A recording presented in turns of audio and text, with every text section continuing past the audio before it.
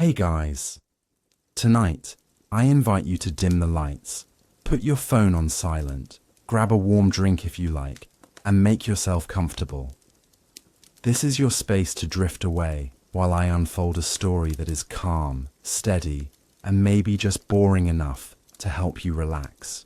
But before you doze off, let's travel together to one of the most iconic landmarks in the world, the Colosseum of Rome. You've probably seen it in pictures, movies, or maybe even in person. But if you look closely at those images, something feels a little off. The Colosseum looks broken, as if half of it simply disappeared. And that's exactly the mystery we'll be unraveling tonight. Why is only half the Colosseum still standing? Was it swallowed by the earth, crushed by time, or stolen by the very city it wants to find? Let's begin this quiet journey into Rome's ruins. Imagine, for a moment, that it's the year 80 AD. The air is warm, the streets of Rome are buzzing, and an almost electric sense of anticipation flows through the crowds. Tens of thousands of people are moving in one direction, toward a brand new marvel of stone and engineering. This is not just a building, it is a promise of entertainment, of power, of Rome's eternal greatness. You walk with the crowd, caught in the river of voices, sandals scraping the dust of the cobblestones, and then you see it, the Colosseum. It rises higher than anything you've seen before, a mountain of marble and arches stacked one upon another, gleaming in the sunlight. The outer walls are decorated with statues and columns, and the massive entrances funnel people in as smoothly as the current of a river.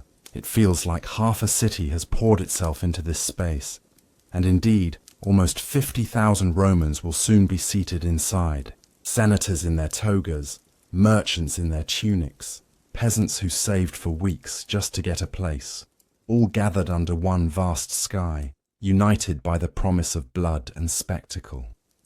As you step through one of the grand arches, the sound changes. The noise of the street fades, and in its place comes the roar of an enclosed world. Inside, the Colosseum is alive. Trumpets blare, drums beat, and voices echo across the stone. It smells of sweat, oil, roasted meat from the stalls, and the faint metallic tang of weapons freshly sharpened.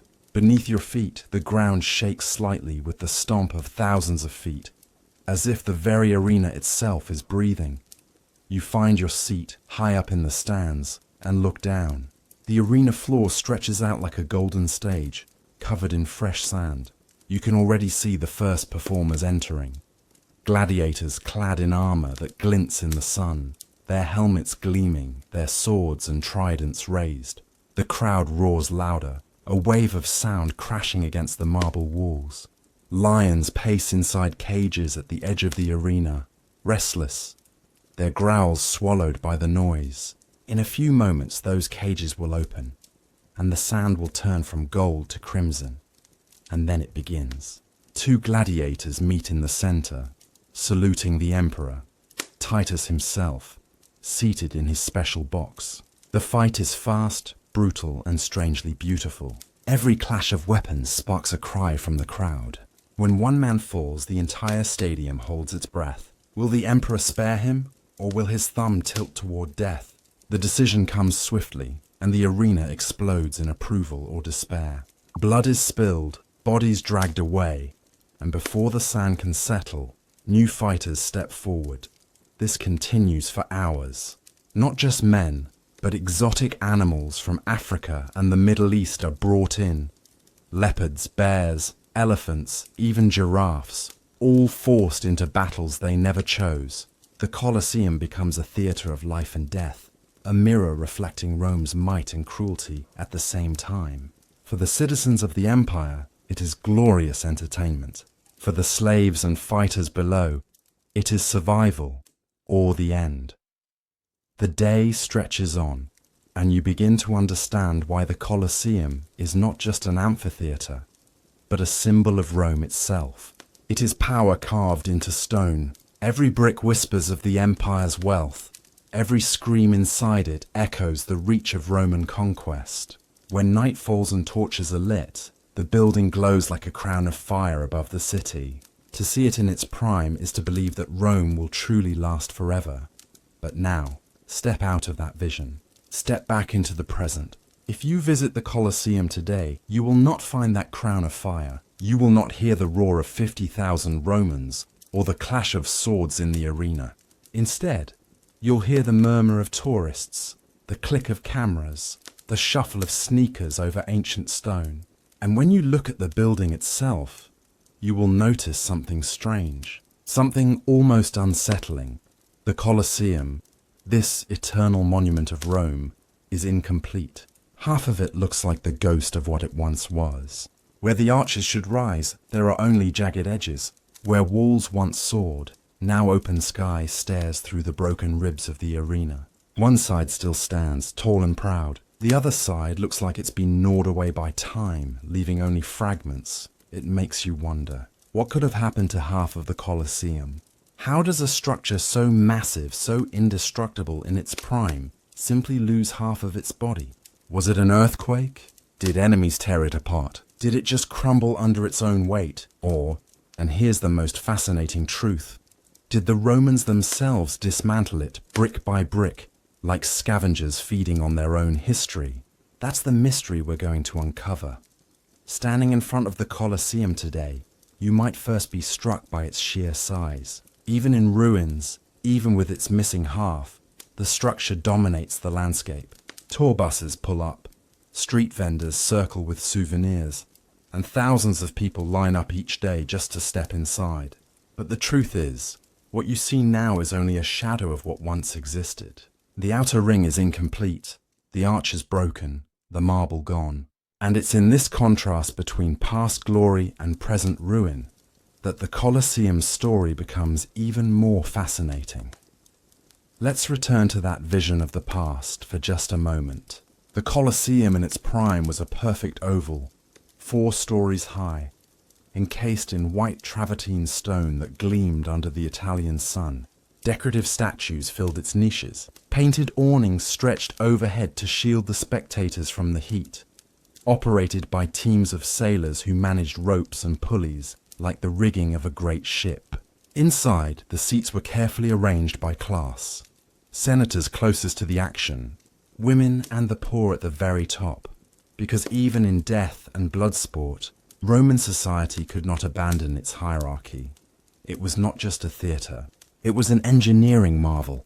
Subterranean tunnels known as the Hypogeum allowed animals, scenery, and fighters to appear suddenly, as if conjured from beneath the earth. Trapdoors and elevators powered by manpower and ingenuity turned the arena floor into a stage where anything seemed possible. One moment, you might be watching gladiators clash with swords. The next, the sand would be flooded and a naval battle staged with miniature ships. Rome spared no expense to keep its people entertained and to remind them of the empire's overwhelming power. Now pause again and look at the ruins. None of those painted awnings survive. The statues are long gone. The gleaming marble has been stripped away, leaving the raw skeleton of concrete exposed to the elements. What once felt like a place of eternal grandeur now feels fragile, as though even a strong wind might topple it. And yet, it hasn't toppled. That's the paradox. Despite earthquakes, wars, looting, and centuries of neglect, half the Colosseum still stands. It looms defiantly over modern Rome, surrounded by cars and cafes, as if daring the world to forget what it once was. Tourists gather in its shadow, reading plaques, snapping pictures, often unaware that the very stones beneath their feet may have once been part of the missing half. So what exactly happened to that missing half? Theories abound, and they often overlap.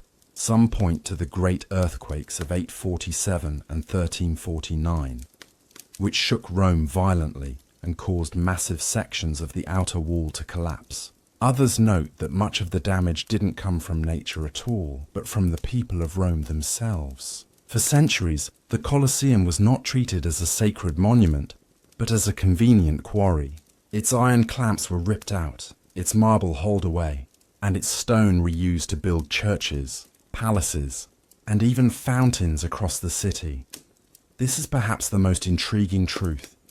The Colosseum never truly disappeared. Instead, it was scattered. Pieces of it live on in St. Peter's Basilica, in countless Renaissance palaces, in the cobblestones that line the very streets of Rome. When you look at the missing half of the Colosseum, you are not just looking at absence. You are looking at transformation, at a building that was slowly consumed and reborn as the very city around it. And that raises a haunting image. Imagine the ghosts of those gladiators and spectators returning today, expecting to find their mighty arena. They would see only half of it, standing like a broken jawbone against the skyline. And yet, if they walked the streets of modern Rome, they would recognize their Colosseum everywhere.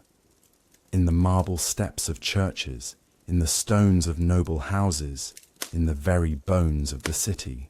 The missing half is not truly missing at all. It is everywhere.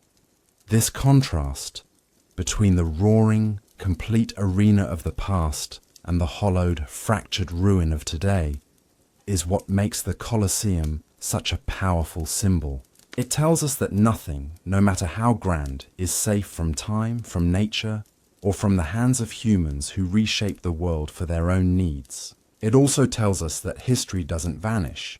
It changes form, hides in plain sight, and waits for us to notice. So as we move deeper into this story, keep that image in your mind. The Colosseum, whole and shining in its prime, and the Colosseum, broken and incomplete today.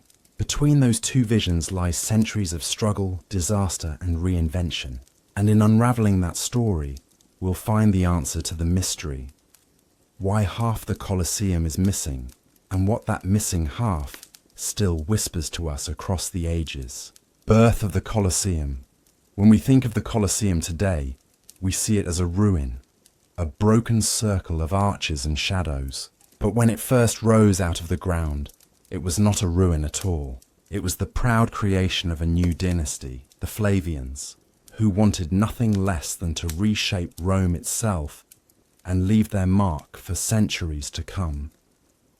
The story begins with Emperor Vespasian, a man who was not born into power, but earned it through military success and sharp political instincts. In the year 69 AD, Rome was in chaos. The city had suffered the infamous Year of the Four Emperors, a violent struggle in which rivals battled for control of the throne after the fall of Nero. Civil war left the empire shaken, and Nero's memory still poisoned the hearts of many. It was in this fragile moment that Vespasian seized power, founding what would be known as the Flavian dynasty. But he needed more than armies and titles to secure his rule. He needed to win the hearts of the Roman people, and so he conceived a grand gesture, a gift to the citizens of Rome that would both entertain them and remind them of the strength of their new emperor.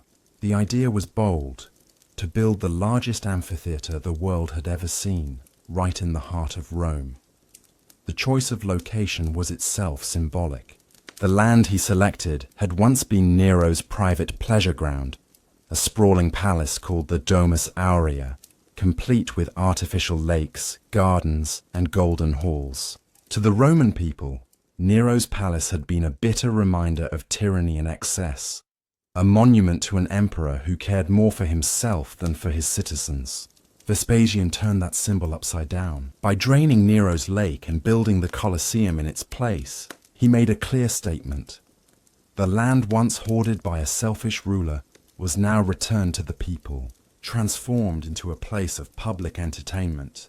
The construction was a marvel in itself. Begun around 72 AD, it required thousands of workers, soldiers, slaves, artisans and engineers, laboring in the heat of the Roman sun. Stone was hauled from quarries miles away, most famously the white travertine blocks that gave the Colosseum its shining exterior. The design was unlike anything Rome had ever attempted before. A massive oval arena, capable of holding over 50,000 spectators, with 4 levels of seating and an intricate system of entrances and stairways to manage the crowds. At its core, the Colosseum was not just a building, it was an announcement. Every arch, every column, every block of stone carried a message. The Flavian dynasty had arrived, and it was here to stay. The amphitheatre was meant to dwarf all who entered, to make the citizens feel small before the grandeur of Rome itself, and to remind them that their emperor was the guardian of such power. Vespasian, however, would never live to see his creation completed. He died in 79 AD, leaving the nearly finished Colosseum to his son and successor, Titus. But even in death, Vespasian's vision lived on. The foundations had been laid, both literally and politically. By gifting this arena to the people, he had set the stage for a dynasty that would use spectacle as a tool of power. To imagine Rome at that time is to imagine a city holding its breath. For years, it had been a city of fire, of palace excess, of civil war. Now, a new emperor promised stability, promised glory, promised entertainment, and slowly, rising from the ground where Nero's artificial lake once glistened, the Colosseum began to take shape. Arches stacked upon arches, a stone skeleton waiting to be brought to life. By the time the walls reached their full height, the people of Rome must have stared in awe. Here, at the center of their city, stood a structure unlike any other in the world. It was not only bigger than anything they had known, it was also theirs. For the first time, the common people of Rome would enter the same space as senators, nobles, and even the emperor himself, all seated under the same sky, all watching the same spectacle. The Colosseum was a promise carved in stone. Rome was still great, and under the Flavians, it would grow even greater, and so the stage was set. The amphitheatre was ready. The people were eager, and with Vespasian gone, it fell to Titus to open the Colosseum in the most spectacular way possible. Titus and the grand opening.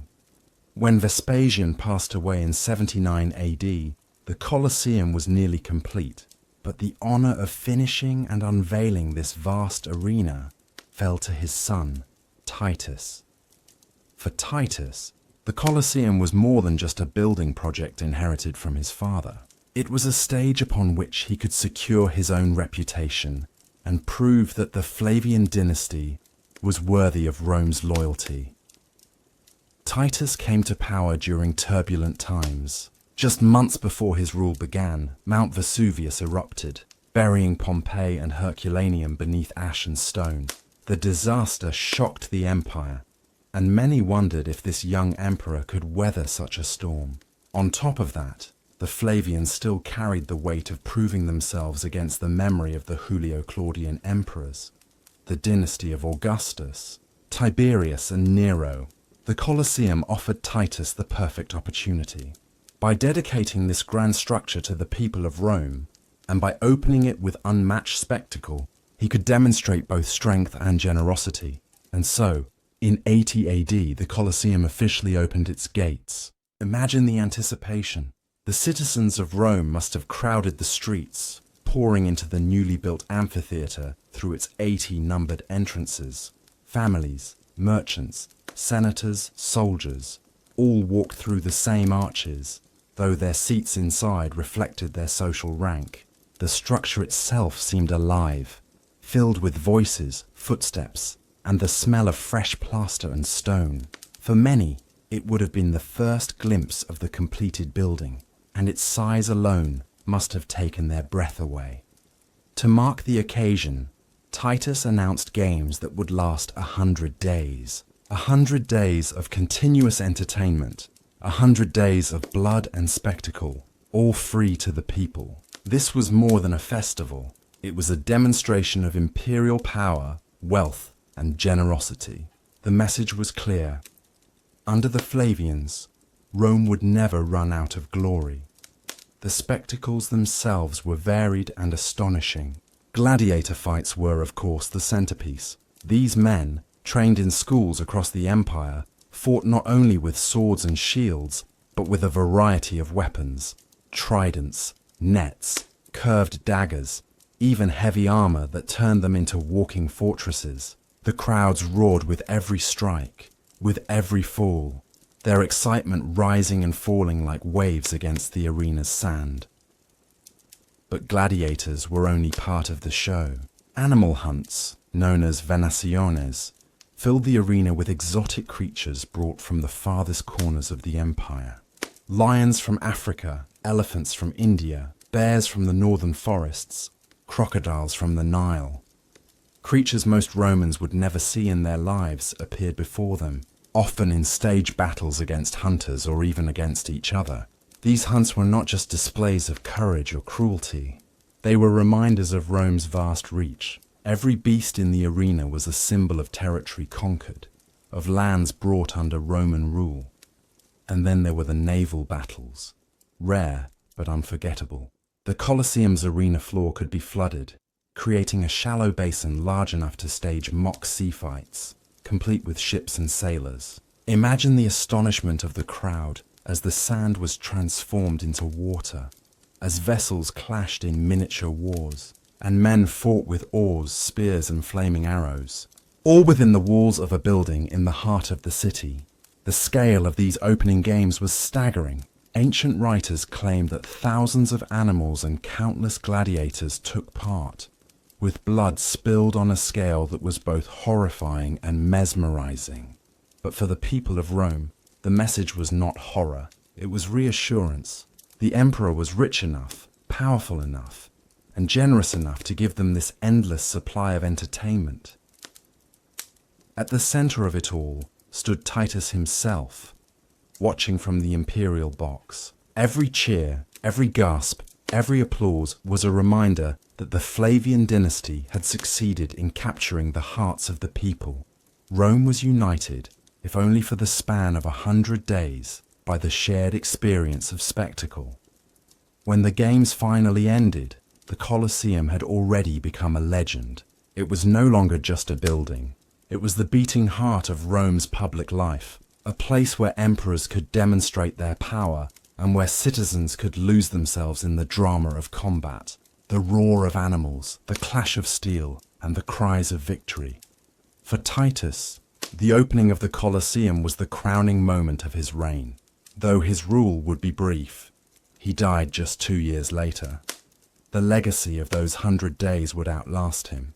The Colosseum had entered history not as a construction project, but as a living monument, filled with the memories of spectacle and the echoes of countless voices.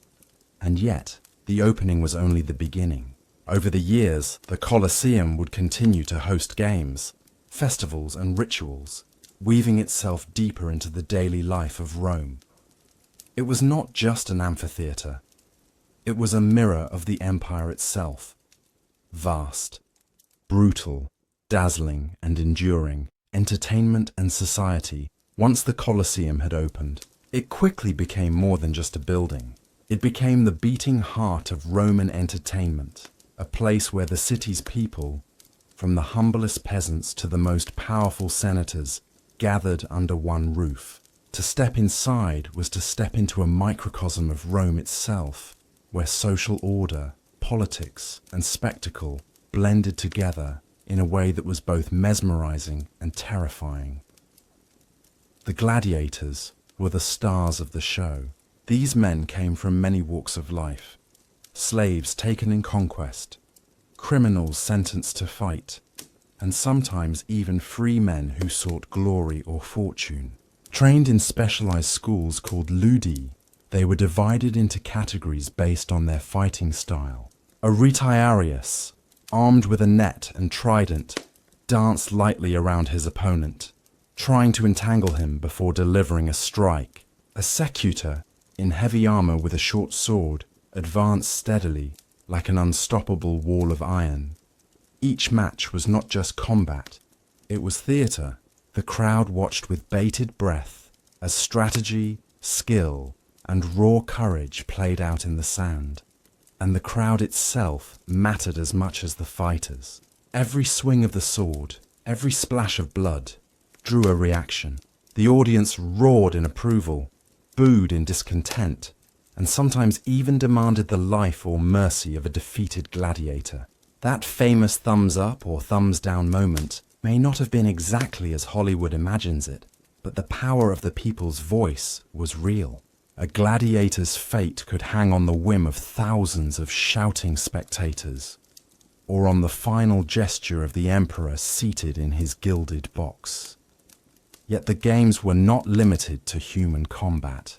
The Colosseum became a stage for venations, animal hunts that filled the arena with exotic creatures. To the Roman audience, these hunts were not merely cruel entertainment. They were proof of Rome's reach. Lions from North Africa, leopards from Asia, elephants from India, even giraffes and hippos were paraded before astonished eyes. Most Romans would never travel beyond Italy, yet within the walls of the Colosseum, they could see the empire's farthest corners represented in flesh and blood. Hunters known as bestiarii fought these creatures, often at great risk. Armed with spears, bows, or sometimes little more than courage, they faced down charging bulls, roaring tigers, or crocodiles dragged from the Nile. For the audience, it was thrilling, terrifying, and awe-inspiring all at once. And behind every hunt lay a message. Rome rules not only over men, but over nature itself. At times, the entertainment turned even darker. Public executions were staged within the arena, woven into the spectacle so that death became part of the show. Criminals might be forced to reenact myths, playing the role of doomed figures like Icarus or Orpheus, only to meet a gruesome end. Others were thrown to wild beasts, their punishment transformed into a spectacle for the masses. It was brutal, but in Rome, justice and entertainment often walked hand in hand. Perhaps the most astonishing events, though rare, were the mock naval battles. Ancient sources tell us that the Colosseum could be flooded to create an artificial lake, and ships were brought in to stage miniature sea battles called naumachii. Imagine the astonishment of the audience as water poured into the arena, as wooden ships clashed, as men fought with oars, spears, and fire right in the middle of a city square. Whether every detail of these naval battles was as grand as described, or whether later historians exaggerated their scale, the idea alone shows the ambition of Rome's spectacle. There was nothing they would not attempt to entertain their people. And through it all, the Colosseum reflected Roman society itself. Seating was carefully divided by class. The emperor and elite sat closest to the action. Senators in marble seats of honor, equestrians just behind, and the common citizens higher up in the tiers. Women and the poorest of Rome found themselves in the uppermost levels, farthest from the arena floor. The structure itself reinforced the order of the empire. Rome was united in watching the games, but divided in status. Still, for all the divisions, the Colosseum was also a place of shared experience. 50,000 voices gasped together at the same moment, cheered the same blow, and fell silent at the same death. For a few hours, the entire city beat as one heart, drawn together by the spectacle unfolding on the sands. It is easy to dismiss these events today as mere brutality, and they were brutal without question, but for the Romans, they were also a source of pride. They displayed courage, discipline, the power of the state, and the vastness of an empire that could gather men and beasts from across the known world into one arena. And so, day after day, year after year, the Colosseum filled with life. Gladiators fought for glory, animals roared, criminals paid with their blood, and the people of Rome found escape, excitement, and identity in the theatre of death. It was not simply entertainment, it was Rome itself, performed in stone and sand. Politics. Behind the games, it is tempting to see the Colosseum only as a place of entertainment, a grand amphitheatre where gladiators clashed and lions roared. But to understand its true importance, we must look deeper. The Colosseum was never just about games. It was about politics. It was about power. Every fight, every spectacle, every cheer that echoed within its walls served a larger purpose. to bind the Roman people to their rulers and to the empire itself. The phrase panem et circenses, bread and circuses, captures this perfectly.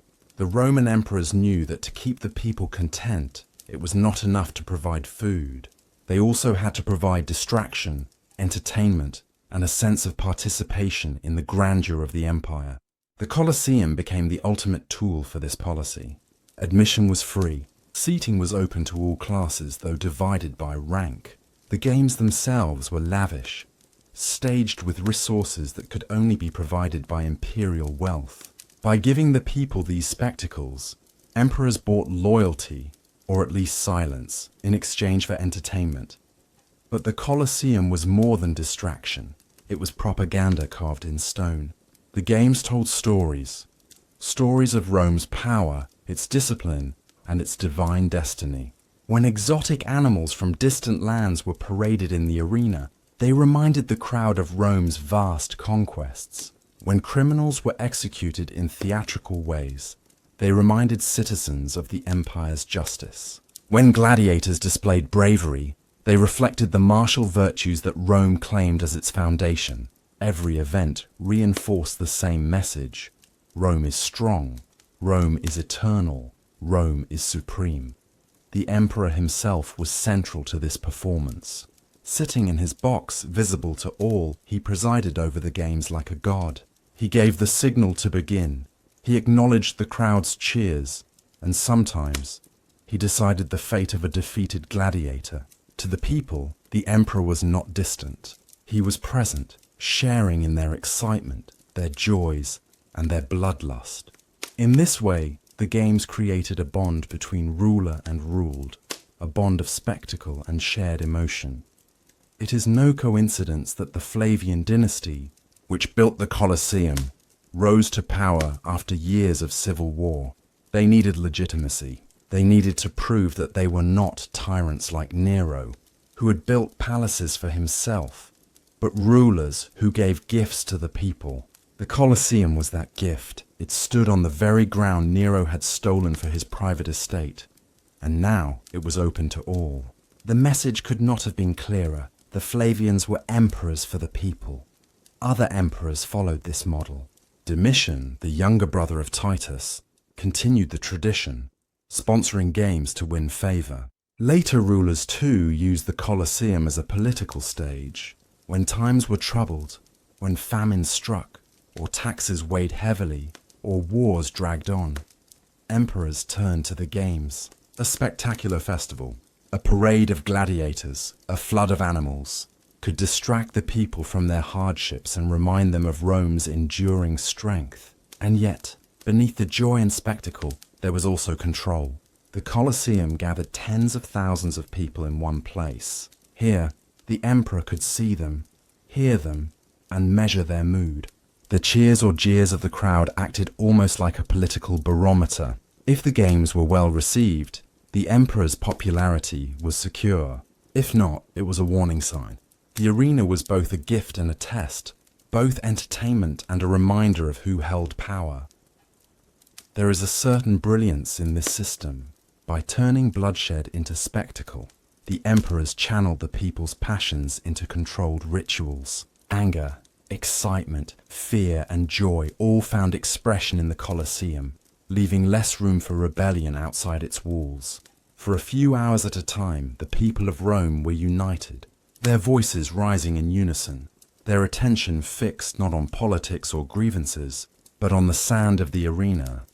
But there is also something haunting in this. The Colosseum shows us how power can shape culture, how rulers can use spectacle to command loyalty, and how entertainment can blur into politics. The people of Rome believed they were simply enjoying games. In truth, they were participating in a grand performance of empire, one that reinforced their place in the hierarchy and their dependence on the emperor's generosity. As long as the Colosseum stood, as long as the games continued, Rome projected an image of unshakable strength. But glory, as history always reminds us, does not last forever. The arena that once roared with life would, in time, fall silent.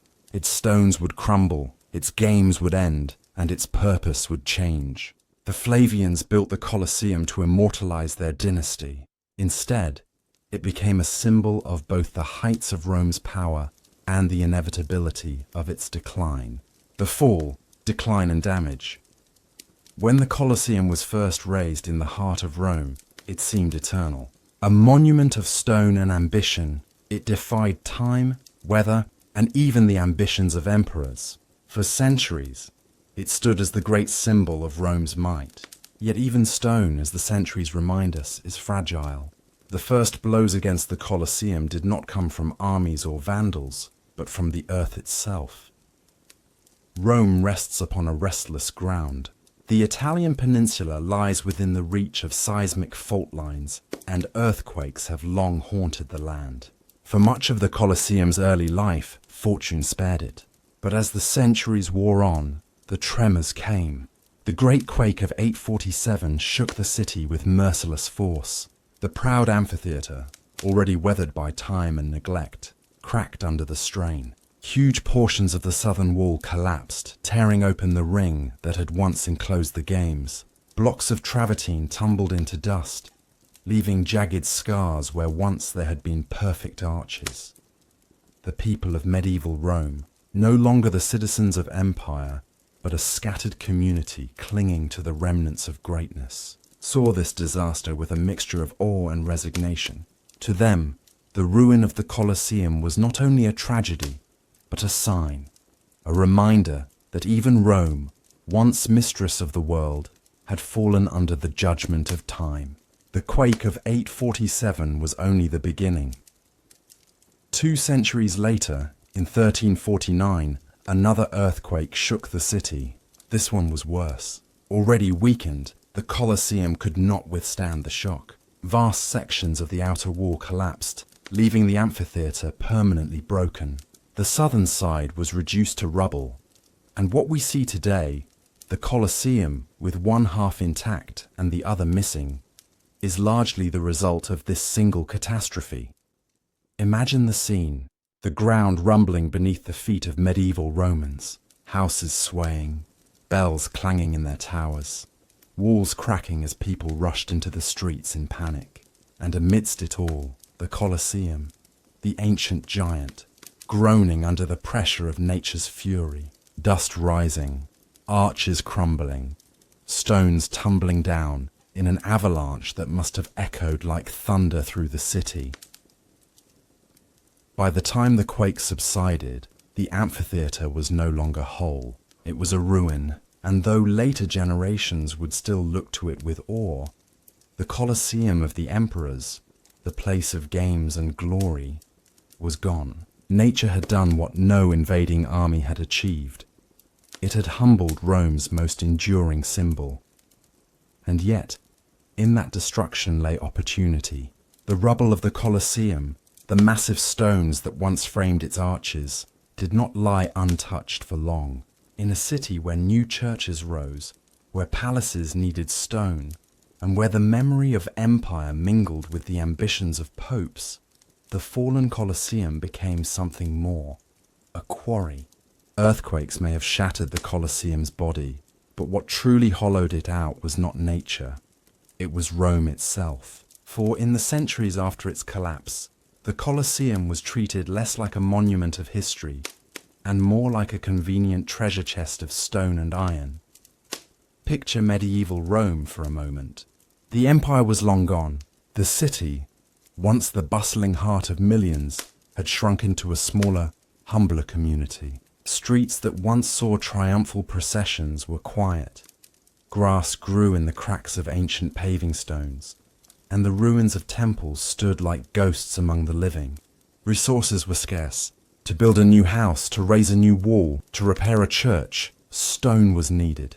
Where better to find it than in the colossal carcass of the amphitheatre that loomed in the centre of the city? And so the looting began. Not with barbarian invaders, as legends might suggest, but with Romans themselves. Bit by bit, they stripped the Colosseum of its riches. The marble seats that once held cheering crowds were pried away and carted off. Decorative statues and carvings vanished into the city. absorbed into churches or broken down into lime for mortar. Perhaps most remarkable of all were the iron clamps. When the Colosseum was built, engineers had fastened its massive blocks of travertine together with iron dowels and clamps hidden deep within the stonework. These clamps gave the structure strength, binding the colossal walls into one. But in the Middle Ages, iron was as valuable as gold, and so scavengers set to work. They dug into the joints, prying out the clamps and leaving behind pockmarks, scars that can still be seen on the Colosseum stones today. To walk around its walls is to see the holes where Rome quite literally tore the skeleton from its own giant. The process was relentless, spanning centuries.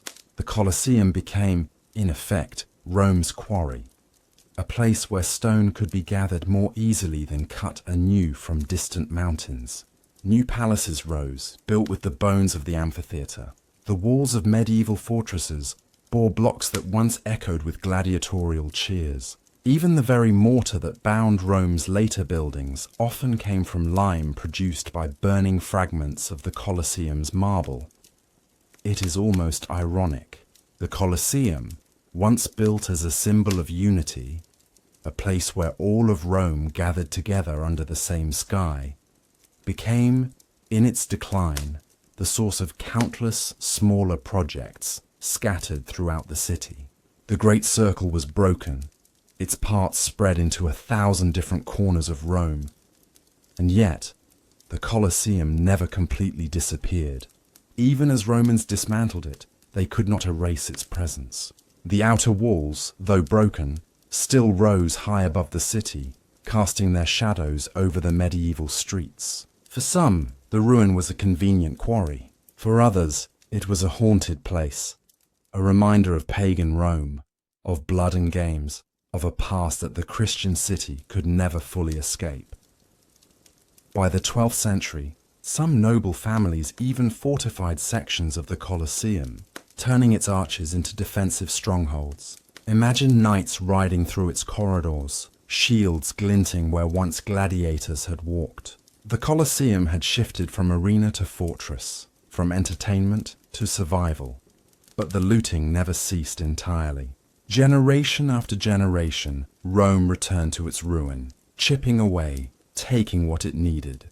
By the time the Renaissance dawned, the Colosseum was a hollowed shell of its former self, its stones scattered like seeds throughout the eternal city. The tragedy of the Colosseum's decline is that it was not destroyed in one sudden blow, like a temple burned or a palace stormed. Instead, it was undone slowly, quietly, piece by piece, by the very people it once entertained.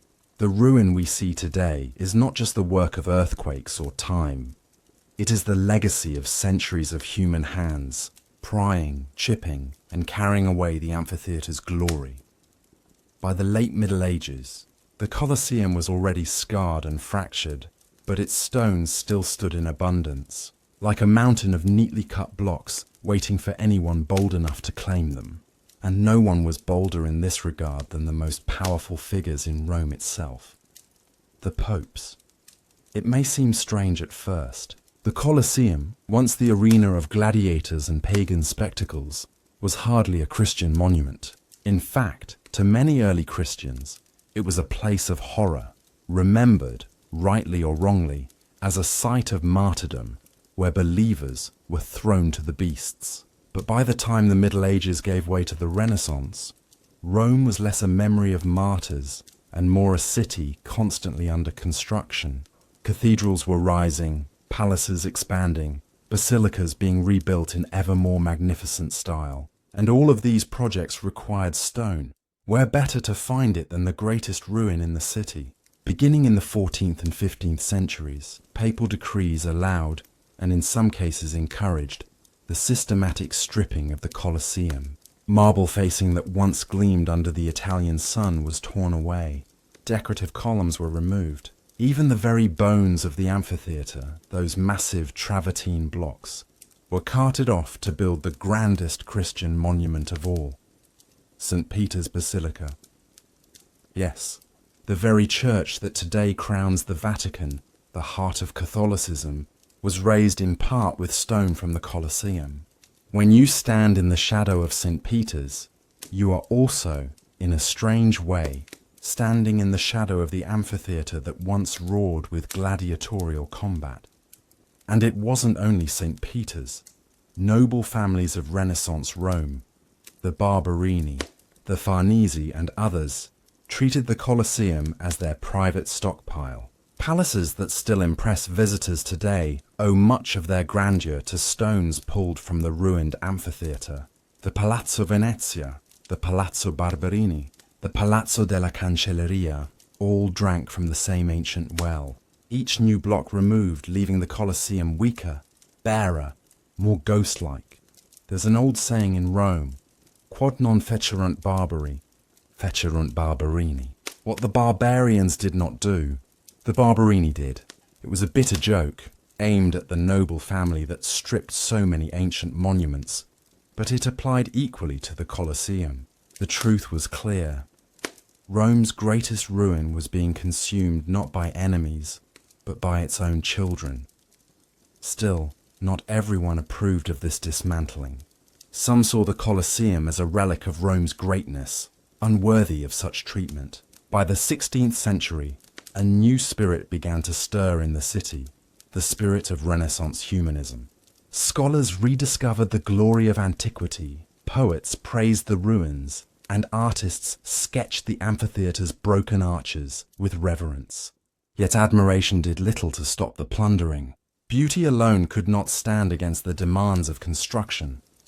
Even the popes, who claimed to preserve Rome's heritage, could not resist the lure of cheap, ready-cut stone. For every voice raised in defense of the Colosseum, another voice called for its dismantling. And so the amphitheatre dwindled further, transformed bit by bit into basilicas, fountains, and palaces. By the dawn of the 17th century, the Colosseum was hardly a shadow of its former self. Once it had been the beating heart of imperial Rome. Now it was a skeleton scattered across the city. The irony was sharp. The symbol of pagan spectacle had become the literal foundation of Christian monuments. The games of the gladiators had been replaced by the solemn prayers of priests, the cheers of the crowd by the hymns of the faithful. The stones that once held the cries of battle now bore the songs of worship. And yet, amid all this looting and recycling, the Colosseum still refused to vanish completely. No matter how many blocks were carted off, no matter how many walls collapsed, the amphitheatre's sheer size and stubborn endurance kept it visible. Even in ruin, it remained Rome's most recognizable landmark. Perhaps in some strange way, that is why it survived at all. Too vast to be erased, too iconic to be forgotten, too deeply tied to Rome's identity to ever truly disappear. By the 17th century, the Colosseum was no longer the arena of gladiators, nor even the quarry of popes and nobles. It was something else entirely. A ruin so vast and haunting that it demanded to be reinterpreted. For centuries, people had stripped it, mined it, reused it, and watched it crumble. But by now, the Colosseum had gathered around itself a new aura, not just of destruction, but of meaning. To Christian Rome, the amphitheatre, once soaked with blood and pagan spectacle, became associated with the memory of martyrs. Although historians debate whether Christians were truly executed there in large numbers, the legend took firm root. The Colosseum became known as a place of sacrifice, a silent witness to faith under fire. This new identity slowly changed its fate. Popes who once plundered it began to protect it. In the mid-18th century, Pope Benedict XIV declared the Colosseum a sacred site, consecrating it to the memory of Christian martyrs. A cross was raised in its arena, and the ruin became a place of pilgrimage rather than a quarry. The very structure that once hosted gladiators and wild beasts now served as a monument of piety. But by this point, the damage was nearly irreversible. The earthquakes of 847 and 1349 had torn it open. Centuries of scavenging had hollowed it out. The marble that once gleamed on its surface had been carted away to dress other buildings. The Colosseum stood scarred, jagged, a skeleton of its former self. Travelers who arrived in Rome during the grand tour of the 18th and 19th centuries were both awed and saddened. They wrote of its grandeur, yes, but also of its melancholy beauty. A giant that had fallen but refused to die. Even as romantic poets and painters celebrated it as a symbol of lost glory, practical minds still saw it as a resource. Its arches housed shops, workshops, and even housing for a time. Goats grazed in the arena. Grass sprouted between its stones. The Colosseum became not only a ruin of history, but also part of the daily life of ordinary Romans, who saw it less as a monument and more as part of their neighborhood. Yet in its brokenness, it survived. That is perhaps the most remarkable part of the Colosseum's story. Unlike so many other ancient monuments that vanished completely, dismantled beyond recognition, the Colosseum remained too big, too powerful, too present to be erased. Even in ruin, it continued to dominate the Roman skyline. By the 19th century, the winds of change were blowing. Archaeologists and preservationists began to see the Colosseum as a treasure to be saved rather than exploited. Restoration projects shored up its walls, stabilizing the ruin so it would not collapse further. The grass and goats were removed. The cross of the martyrs was emphasized, and the Colosseum entered a new life, not as a building of use, but as a monument of memory. Today, when millions of visitors walk its corridors, they see both the majesty of what it was and the scars of what it suffered. The holes in the stone still mark the places where iron clamps were torn away. The broken half still speaks of the earthquake of 1349. And the missing marble still glimmers elsewhere in Rome, in basilicas and palaces, silent witnesses to the centuries when the Colosseum fed the city stone by stone. The fall of the Colosseum was not a single moment. It was a long unraveling, a combination of nature's fury, human need, papal ambition, and the slow erosion of time. And yet in that fall, something strange happened. The ruin itself became eternal. Broken, it became iconic. Scarred, it became sacred. Looted, it became beloved. Perhaps that is the true untold story of the Colosseum's ruin. That in losing half of itself, it became whole in another way, not just as a monument to Rome's empire, but as a witness to Rome's survival. Fortress of stone and shadows, the fall of the Colosseum could have been its end. After the earthquakes and the centuries of looting, one might expect the amphitheatre to simply crumble into dust, to vanish like so many other relics of Rome. But the Colosseum had a strange habit. It refused to die. Instead, it adapted. In the chaos of medieval Rome, the Colosseum found itself reborn in a form its builders could never have imagined, not as a stage for gladiators, but as a fortress. Rome in the Middle Ages was not the glorious city of emperors. It was fractured, often lawless, ruled not by a single hand, but by rival noble families who treated the ancient ruins as both prizes and strongholds. Towering palaces, fortified bridges, and hidden alleys formed a patchwork city of feuds and defences, and at the heart of this landscape stood the Colosseum, vast, scarred, but still imposing, its arches like ready-made battlements. In the 12th century, the powerful Frangipani family claimed the Colosseum as their own. They fortified its walls, bricked up its arches, and turned its ancient corridors into barracks. Imagine knights pacing where gladiators once sharpened their swords. Shields hung from the same walls where Roman citizens once pressed for a seat. Torches flickered in the darkened tunnels. Banners fluttered from the broken arches. And the Colosseum became less an arena than a medieval castle, looming over the city as a symbol of power. The transformation was practical. Its thick stone walls offered natural defense. Its sheer size intimidated rivals. For decades, perhaps even centuries, the Colosseum functioned as a stronghold, passed between noble families who used it to control the surrounding streets. To the medieval eye, it was less a relic of Rome's glory and more a fortress waiting to be claimed. And yet, in this role, the Colosseum also gained an eerie new identity. To ordinary Romans, the arena was a place of shadows, haunted, some believed, by the ghosts of gladiators and martyrs.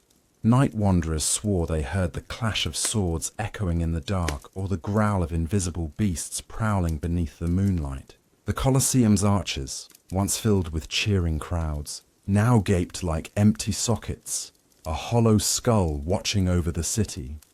It was both fortress and phantom, a building that belonged to the living, but was filled with the whispers of the dead. By the late Middle Ages, however, the Colosseum's usefulness as a fortress began to fade. New fortifications rose elsewhere, and Rome's noble families found other places to display their power. The amphitheatre slipped once more into neglect, and soon into an even stranger chapter of its life. Because if it could no longer house knights and banners, it would house something else entirely: markets, stalls, and even animals. By the time the Middle Ages slid into the Renaissance, the Colosseum was no longer the proud fortress of the Frangipani family. Its military usefulness had waned, its walls still strong, but its strategic importance fading. And so the Colosseum entered one of the strangest chapters of its existence. It became a place not of emperors or knights, but of shopkeepers, market stalls, and livestock. Imagine walking into the amphitheatre in the 15th century. Instead of hearing the clash of gladiators or the thunder of wild beasts, you'd hear the bleating of goats, the braying of donkeys, the chatter of merchants haggling over cloth or vegetables. The grand arena, once the site of epic battles staged for the Roman crowd, was now a neighbourhood space, part marketplace, part barnyard, part tenement. It's almost comic if it weren't so tragic. Where emperors once strode in ceremonial robes, chickens now scratched the dirt. Where senators once leaned forward in their marble seats, farmers unloaded bundles of hay. And where thousands once roared in unison, now a handful of villagers bartered over wine and grain. For the ordinary people of Rome, the Colosseum was less a ruin and more a resource. Its arches provided shade for stalls, its corridors offered storage, its arena floor became grazing ground. Some families even lived inside its arches, using the broken structure as makeshift housing. The amphitheatre, once the grandest stage in the empire, had become a backdrop for everyday survival. But there was something haunting about it too. Travellers who passed through Rome during these centuries often remarked on the strange scene, a colossal ruin, echoing with the sounds of animals and trade. To them, the Colosseum seemed both alive and dead, alive with the noise of daily life, dead in its broken grandeur. It was a paradox, a place where goats chewed grass beneath arches that had once framed gladiators' final cries. The arena floor itself, long since collapsed into the underground hippodrome, was by now filled with earth and rubble. Weeds grew thick, grass spread across the surface, and in springtime wildflowers bloomed. Shepherds led their flocks inside, letting sheep graze in the heart of what had been the Roman Empire's bloodiest stage. It is said that as late as the 18th century, locals still allowed animals to wander inside, a living barnyard set within the skeleton of antiquity. To medieval and Renaissance Romans, this was not necessarily absurd. They did not look at ruins the way we do today, as treasures to be preserved. To them, ruins were simply part of the landscape, useful for stone, shelter, or grazing. The Colosseum was not a sacred monument of history. It was a convenient piece of the city, a place to live, work, and survive. Yet at the same time, the Colosseum's strangeness never went unnoticed. Rumours of hauntings lingered. Locals whispered of spirits wandering its arches, of phantom lions prowling its shadows, of cries carried on the night wind. The juxtaposition was eerie, goats bleating by day, ghosts by night. Travel writers of the Renaissance often described the Colosseum as a place of awe mixed with decay, a monument that was too large to fully understand. To them, it was a ruin both majestic and ridiculous. Majestic in its surviving walls, ridiculous in the sight of pigs and merchants inhabiting its floor. And yet, it was precisely this bizarre coexistence of grandeur and banality that kept the Colosseum alive. Unlike other ruins that were stripped bare and forgotten, the Colosseum was never fully abandoned. It continued to be used, not in the way its builders intended, but in the way ordinary Romans needed. That stubborn, practical survival ensured that the amphitheatre remained part of the living city, rather than sinking entirely into the past. Still, by the Renaissance and Enlightenment, a shift was beginning. Scholars, poets, and artists who gazed upon the Colosseum did not see only goats and stalls. They saw something deeper, a symbol of Rome's lost greatness, a ruin that spoke of time, memory, and eternity. The marketplace and the barn would fade away, but the idea of the Colosseum as a poetic ruin would endure. By the time the Renaissance dawned, the Colosseum was no stranger to strange lives. It had been a fortress, a market, a barnyard, and a haunted shell. But now, under the gaze of scholars, poets, and travellers, it began a new life, as an icon. The Renaissance was obsessed with rediscovery. Artists sketched ancient statues, architects studied old ruins, and humanists pored over dusty manuscripts. To them, the ruins of Rome were not just practical resources but windows into a glorious past. And the Colosseum, largest of them all, stood as both inspiration and warning. Yet even in this new age of admiration, the Colosseum remained eerie. Locals whispered of ghosts still wandering its arches. Some swore the amphitheatre was cursed, its shadows filled with restless spirits. Gladiators who never found peace, martyrs who never stopped crying out. Travellers reported feeling chills when passing through its corridors at night, describing it as both majestic and haunted. The ruin became not only a historical curiosity, but also a Gothic stage for the imagination. But alongside the fear came reverence. Renaissance painters captured its broken arches, poets described it in melancholy verse, and architects marvelled at its design. The Colosseum became a textbook for anyone interested in classical architecture. Its layers of Doric, Ionic, and Corinthian columns inspired new buildings across Europe. What once housed goats now instructed geniuses. By the 17th and 18th centuries, the Colosseum had become a must-see destination for the educated elite. The Grand Tour, journeys made by wealthy young Europeans across Italy, always included a stop in Rome. And no stop in Rome was complete without standing in the shadow of the Colosseum. To walk among its ruins was to touch eternity. It was during this period that the Colosseum began to take on a symbolic life larger than itself. Writers compared it to the resilience of Rome, the fragility of human achievement, the inevitability of time. Lord Byron, centuries later, would call it a monument of both glory and decay, an eternal reminder that even the mightiest empires fall. The Colosseum became less about gladiators and more about philosophy. Meanwhile, the church rebranded the ruin for itself. Though earlier popes had plundered it, by the 18th century, the Colosseum was consecrated as a Christian site. A cross was planted in its arena. Stations of the cross were installed around its perimeter. Pilgrims walked its paths, not to imagine gladiators, but to honor martyrs. The arena of blood had become an arena of faith. In Enlightenment thought, too, the Colosseum loomed large. Philosophers saw in it a symbol of human folly, proof that empires rise and fall, that spectacle fades, that even stone crumbles. To others, it was a testament to endurance, a ruin that, despite centuries of earthquakes, looting, and bizarre reuse, still refused to vanish. Artists like Piranesi etched it with dramatic shadows, exaggerating its vastness to stir awe. Romantic poets, centuries later, would stand before it under moonlight and speak of eternity.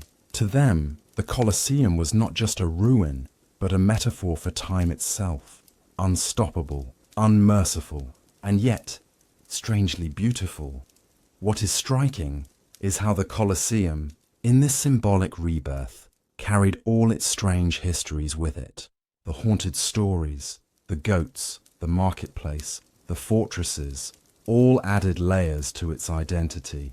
It was no longer only the amphitheatre of Vespasian and Titus. It was a palimpsest, a monument that told of empire and decline, of faith and survival, of practical reuse and poetic revival. By the time the modern age dawned, the Colosseum had fully transformed into what we know today. Not a barn, not a fortress, not a quarry, but a symbol. Tourists flocked to it, scholars studied it, and preservationists sought to stabilize it. The amphitheatre had survived not by remaining whole, but by constantly adapting to whatever the city needed.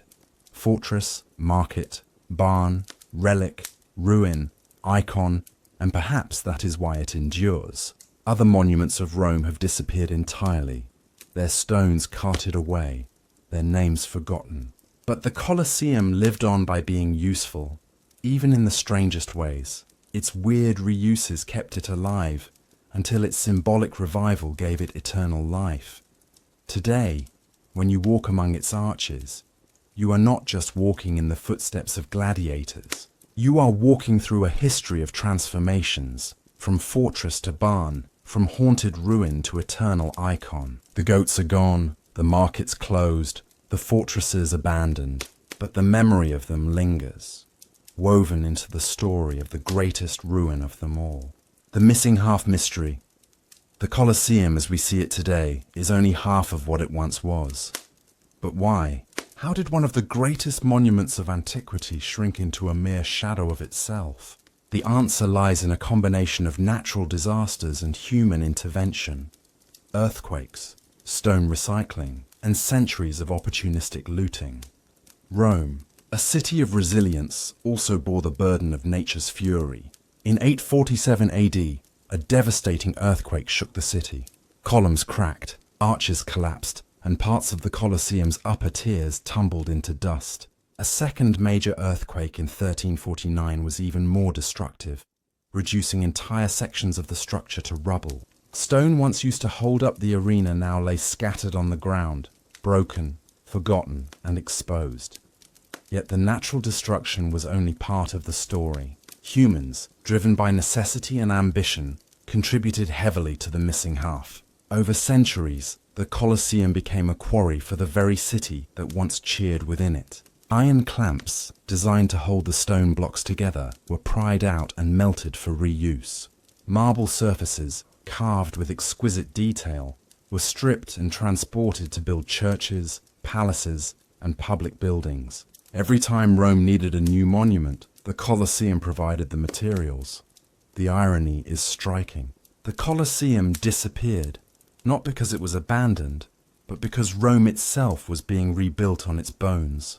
Stones from the arena now form parts of St. Peter's Basilica, the Capitoline Hill palaces, and countless other structures across the city. Walking through Vatican City today, one could unknowingly step on the same marble once trodden by gladiators and spectators. The missing half of the Colosseum lives on invisibly, integrated into the fabric of Rome. Medieval and Renaissance chroniclers remarked on this strange disappearance. Travelers marveled at how an ancient monument could lose so much yet remain imposing. They saw a ruin that was incomplete yet unforgettable, a reminder of both time's cruelty and human ingenuity. Scholars today trace the exact stones used in major constructions across Rome, revealing the tangible link between destruction and reuse. But beyond architecture, the missing half carries symbolic weight.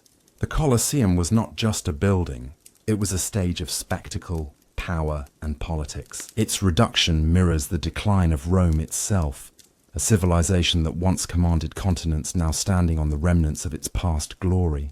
And yet, paradoxically, its materials live on. Rome rises from the Colosseum's ruins, an eternal city built from its own history. By the end of the Middle Ages, the Colosseum's missing half had become both a cautionary tale and a source of fascination. People wondered, how does a monument vanish without vanishing completely?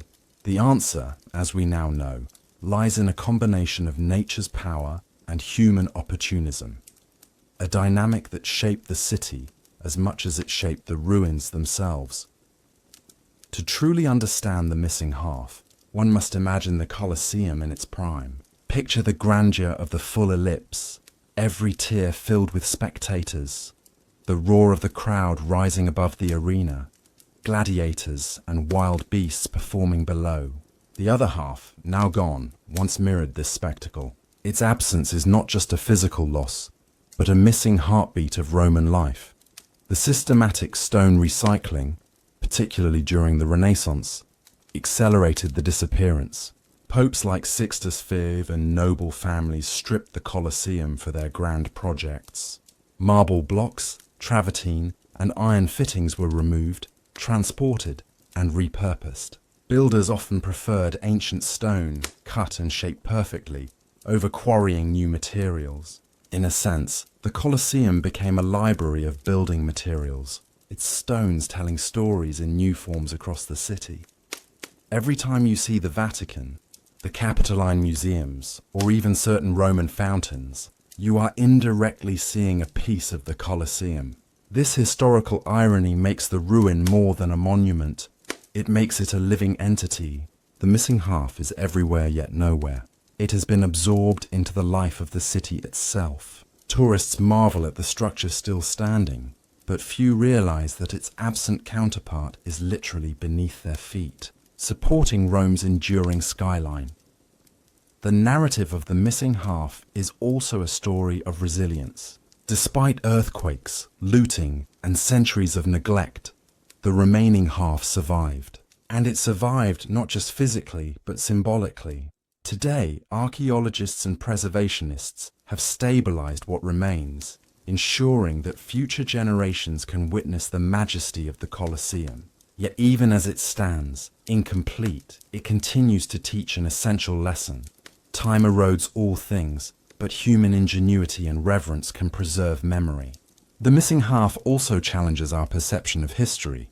Most ruins are seen as static remnants, but the Colosseum's disappearance and partial reuse show history as dynamic, constantly reshaped by natural forces and human needs. Its stones, scattered across the city, form a mosaic of stories, from gladiatorial combat to ecclesiastical ambition, from medieval markets to modern tourism.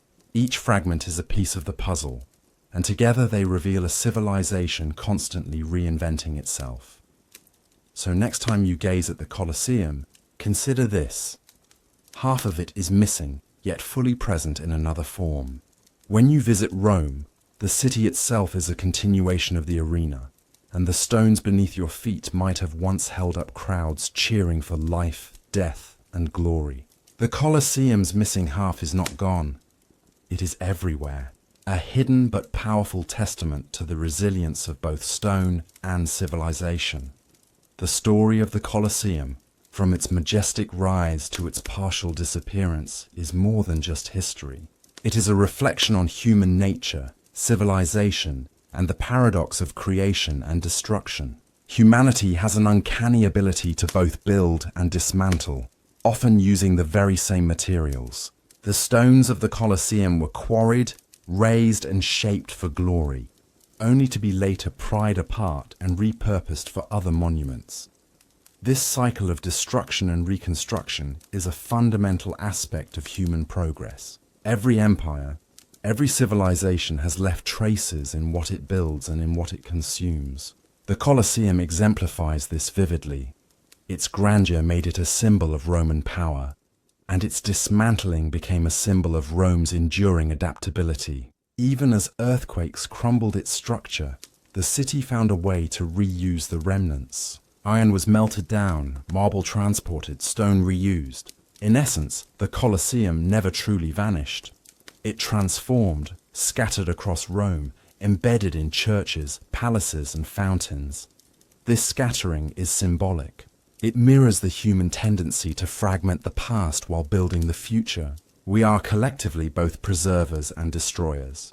The Colosseum teaches that even destruction carries utility, and even decay contains beauty. Every stone in St. Peter's Basilica, or the Capitoline palaces that originated from the Colosseum, is a silent witness to history, a reminder that what we build may outlast us, but often in unexpected forms.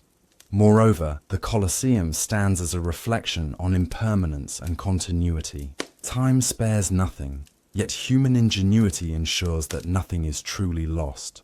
The missing half of the Colosseum is not absence, it is presence in disguise. When you walk through Rome today, you are not just walking in a city, you are walking in the afterlife of an ancient empire. The stones whisper stories of gladiators, emperors, and ordinary Romans, but they also tell stories of builders, popes, and nobles who reshaped the world around them using the same resources. Philosophically, the Colosseum represents duality, creation and destruction, permanence and transience, glory and decay. Its surviving half reminds us of endurance, while its missing half teaches us humility. As a civilization, Rome understood how to harness both sides of this coin.